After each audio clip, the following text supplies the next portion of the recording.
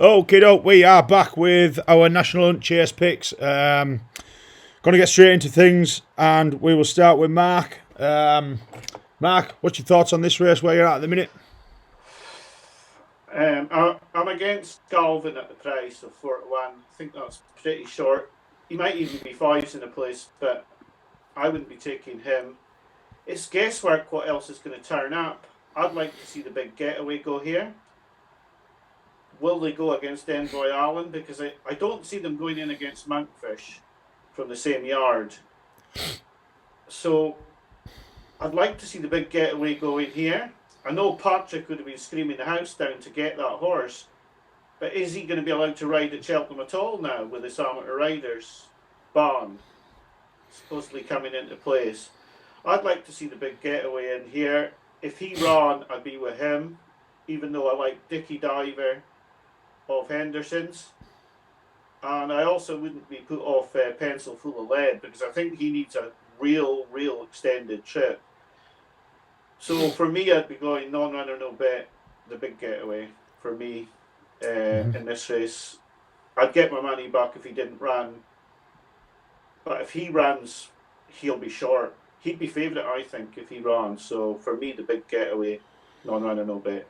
Yeah, okay, that's fair enough. It was one that I'd certainly took a look at myself as well. Andrew, on to you, mate.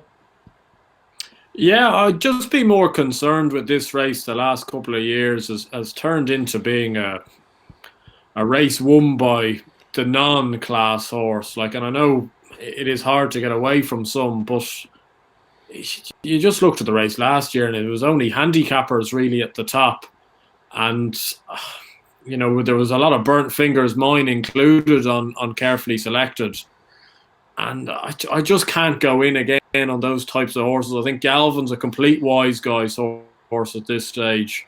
Every man and dog seems to have backed him at a better price than he currently is. I couldn't recommend going close to him at the price now. One Mark said there, Pencil Full of Lead. I think he needs an extreme test of stamina. I think his form this year is good. And the other one, more fitting probably the mould I'm talking about, also had a nice spin around the course, is Court Maid for Tom Mullins. I think she's a very good mare. She got a very questionable ride from Robbie Parr the last day over in Cheltenham. I think Robbie would like to have that one again. She won a Porterstown handicap over 3 mile 5. She's got a bit of class to her, but she's also got an awful lot of hardy experience. And I just think it's a race. You look at the last couple of years, even with Mullins' record in the race, with Carefully Selected, Ballyward, the only horse that's won it for him is Rathvinden, who was a kind of an exposed horse at that. So I'd just be trying to find something with a bit more street toughness, and I was actually quite sweet on Court Maid. I think she's 16 to 1 non-runner, no bet. I think there's much worse bets to have in this race than her. Mm-hmm. Yeah.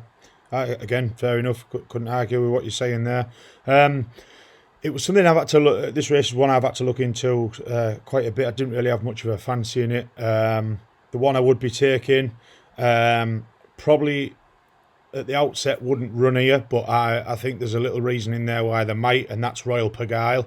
Now, I know this fella holds an entry in the Gold Cup, but I just can't see him pushing him for that yet. Now, the reason obviously behind thinking he'll run here is obviously owned by the Richies, and I just can't see him, although with separate trainers, obviously this one being with Venetia Williams, I just can't see him wanting to run both of them against him and Monkfish against each other. So I do think this is the likely destination for this horse. Came over from France, had a couple of poor runs. They dropped him off for 9 months. Whether there was something wrong with him or not, or they just wanted to get a bit of work into him. Came back, stepped up to 3 mile, and was really impressive in his debut at Kempton. I actually think he'd beat Monkfish, personally, if they ran against each other in the RSA, but I think he'll come here.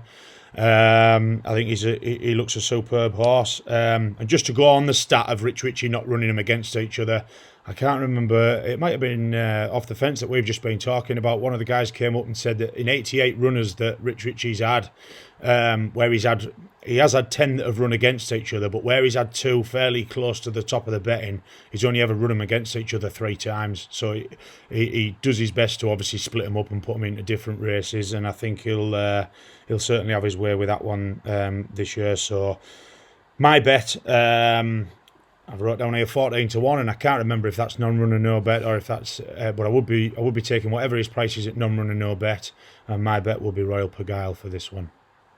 Big call, I know, saying he'd beat Monkfish, but I think he'd certainly end up in this race. Okay, we will wrap that one on the head and move on to Wednesday's races very shortly. See you all soon.